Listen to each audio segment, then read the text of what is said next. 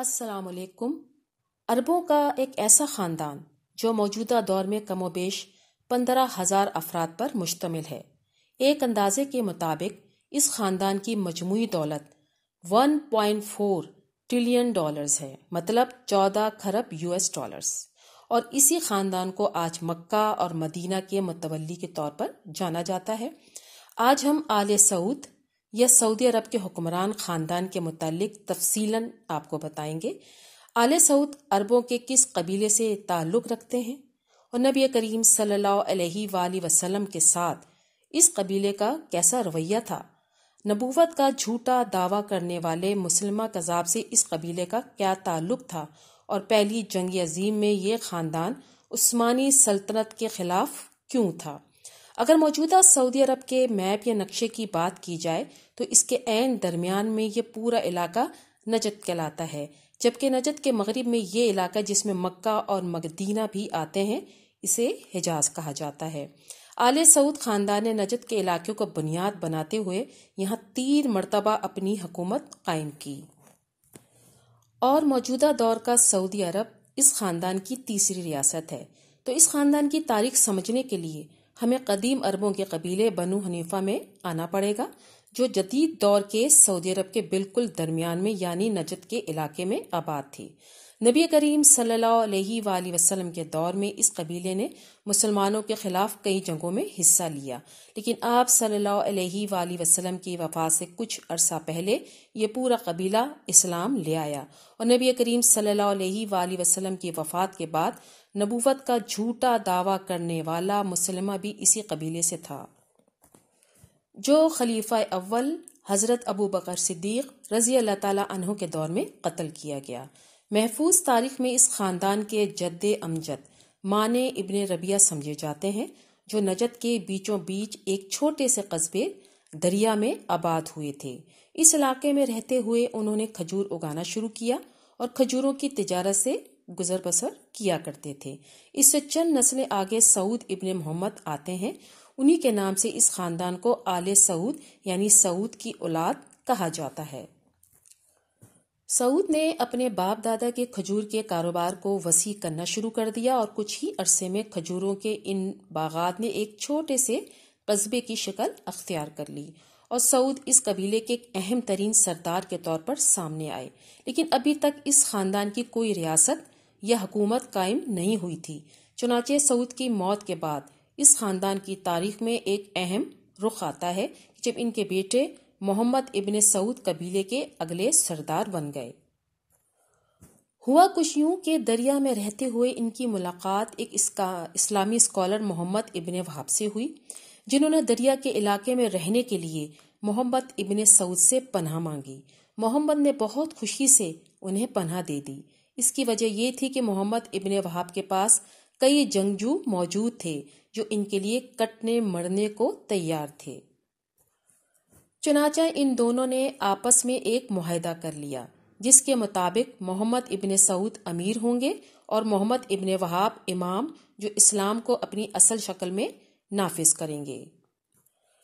اس کے ساتھ ساتھ محمد ابن وہاب نے اپنی بیٹی محمد ابن سعود کے جانشین عبدالعزیز کے نکاح میں دے دی، جس سے ان دونوں کی آنے والی نسلیں بھی آپس میں جڑ گئیں۔ اس کے بعد محمد ابن سعود نے اپنے آس پاس کے علاقوں پر حملے کرنے شروع کر دیے، اور کچھ ہی عرصے میں انہوں نے وہ کر دکھایا جو آج تک کوئی قبائلی سردار نہ کر سکا۔ انہوں نے دریا کے آس پاس کے قبائل کو اکٹھا کیا اور سن 1744 میں یہاں اپنے سعودی ریاست کی بنیاد رکھ دی، جسے فرسٹ سعودی اسٹیٹ یا پہلی سعودی ریاست کے نام سے جانا جاتا ہے۔ ان کی وفات کے بعد ان کے بیٹے عبدالعزیز اگلے امیر بنے۔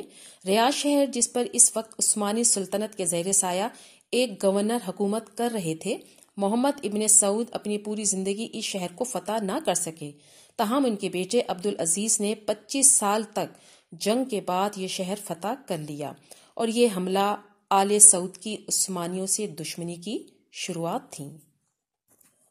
سن 1803 میں مسلمانوں کے مقدس ترین مقامات مکہ اور مدینہ فتح کر لیے گئے۔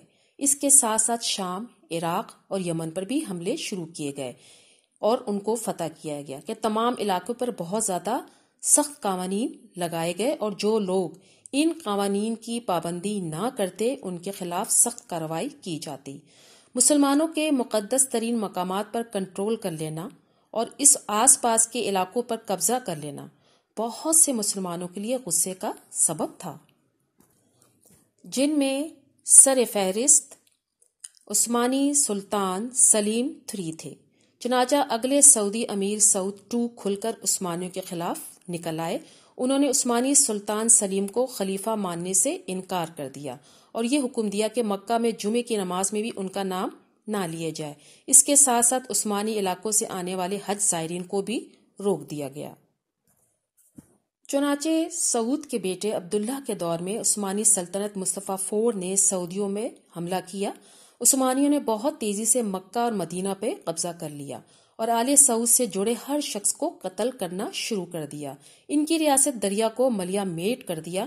عبداللہ بن سعود کو گرفتار کر کے عثمانی دارالحکومت استنبول لایا گیا، جہاں ان کا سر قلم کر کے دریا میں پھینک دیا گیا۔ تاہم یہ سعودی خاندان کی حکومت کا خاتمہ نہ تھا۔ ترکی بن عبداللہ جو محمد ابن سعود کے ایک دوسرے پوتے تھے، وہ عثمانیوں کے محاصرے سے بچ نکلنے میں کامیاب ہو گئے۔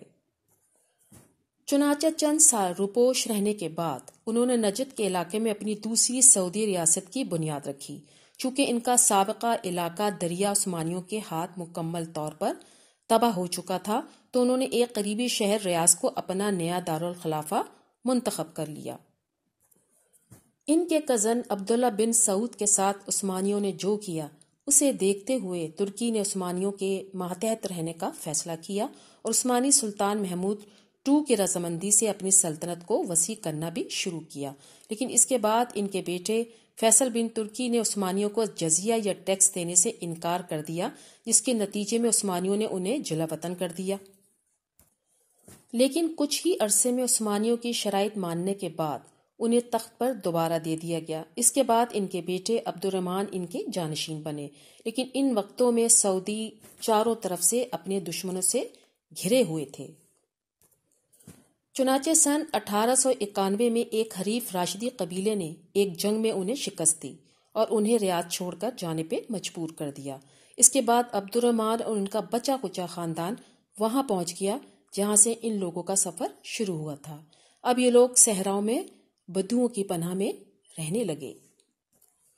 سن 1901 میں عبد الرحمن کے بیٹے عبد العزیز نے اپنے باپ دادا کی سلطنت کو دوبارہ حاصل کرنے کے لیے نکلے۔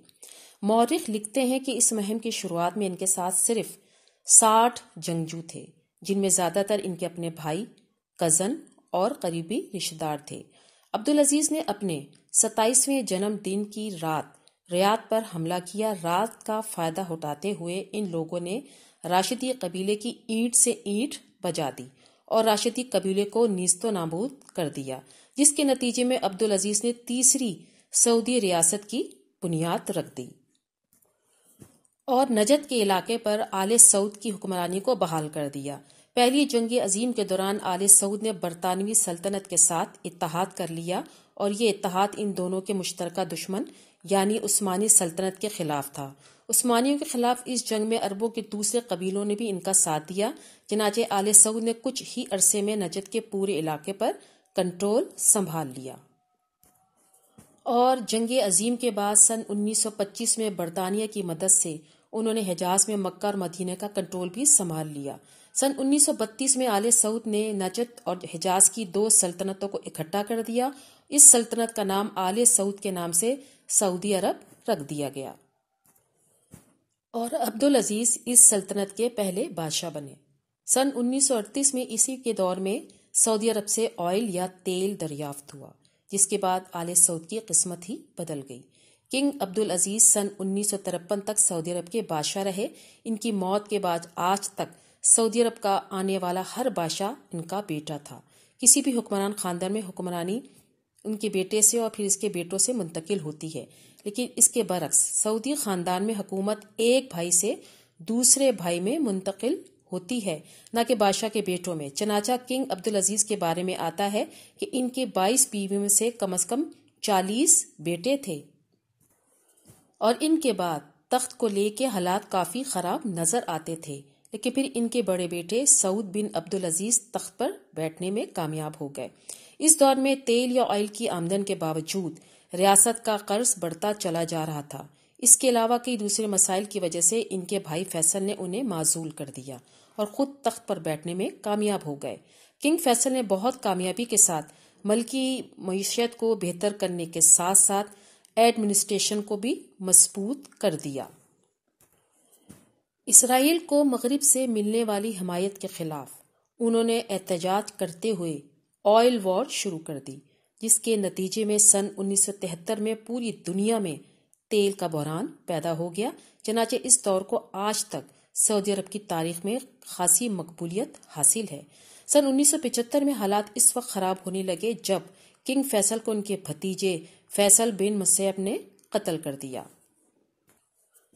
کہا جاتا ہے کہ ان کے قتل میں دنیا کی کئی عالمی طاقتوں کا ہاتھ تھا، تاہم اگلے بادشاہ خالد نے تخت نشین ہوتے ہی پوری دنیا کے ساتھ تعلقات استوار کیے۔ انہیں جدید سعودی عرب کے بانی کے طور پر جانا جاتا ہے۔ ان کے دور میں ملک میں تیل کی آمدنی میں بہت زیادہ اضافہ ہوا۔ سن 1989 میں کچھ باغیوں نے مکہ میں خانہ کعبہ پر قبضہ کر لیا اور کنگ خالد کو اغوا کرنے کی کوشش بھی کی، لیکن وہ اس میں ناکام رہے۔ چنانچہ کنگ خالد نے مکہ کا کنٹرول دوبارہ حاصل کر لیا اور اس کے نتیجے میں سعودی عرب میں سخت قوانین لاگو کیے گئے۔ اس کے بعد ان کے بھائی فہد بن عبدالعزیز تخت نشین ہوئے۔ انہیں سن 1992 میں سعودی عرب کا بنیادی قانون متعارف کرانے کے لیے جانا جاتا ہے، لیکن سن 1995 میں انہیں فالج کا دورہ پڑا اور وہ اپنی ذمہ داریاں پوری کرنے سے قاصر ہو گئے۔ ان کے بعد ان کے بھائی عبداللہ بن عبدالعزیز سلطنت کے چھٹے بادشاہ بنے اور انہوں نے ایک ایسا قانون متعارف کرایا جو اس خاندان میں کبھی نہ دیکھا گیا۔ انہوں نے سلطنت کے بادشاہ کو چننے کے لیے ایک خصوصی کونسل تشکیل دی، جس کے مطابق ابن سعود کے تمام بیٹے اور پوتے اگلے کراؤن پرنس یا ولی عہد کے انتخابات کے لیے ووٹ دیں گے۔ عبداللہ کے دور میں ان کے بھائی اور جانشین نیف عبدالعزیز کا انتقال ہو چکا تھا۔ چنانچہ سن 2015 میں کنگ عبداللہ کی موت کے بعد ان کے ایک اور بھائی سلمان ابن عبدالعزیز تخت نشین ہوئے، جو کہ سلطنت کے بانی کنگ عبدالعزیز کے 25ویں بیٹے ہیں۔ کنگ سلمان آج بھی سعودی عرب کے بادشاہ ہیں، جن کی عمر تقریباً 87 سال بتائی جاتی ہیں۔ ان کے دور کی شروعات میں شہزادہ نائف کے بیٹے محمد کو ولی عہد نامزد کیا گیا تھا، تاہم سن 2017 میں کنگ سلمان نے محمد بن نائف کو ہٹا کر اپنے بیٹے محمد بن سلمان کو ولی عہد نامزد کر دیا، جنہیں دنیا MBS کے نام سے جانتی ہے، اور پوری دنیا مانتی ہے کہ آج تخت کے پیچھے اصل طاقت MBS ہیں، اور اس میں کوئی شک نہیں کہ وہ اگلے بادشاہ بھی ہوں گے۔ چنانچہ آل سعود کی تاریخ میں یہ پہلا موقع ہوگا کہ جب بادشاہ کے بھائی کے برعکس ان کا بیٹا تخت نشین ہوگا۔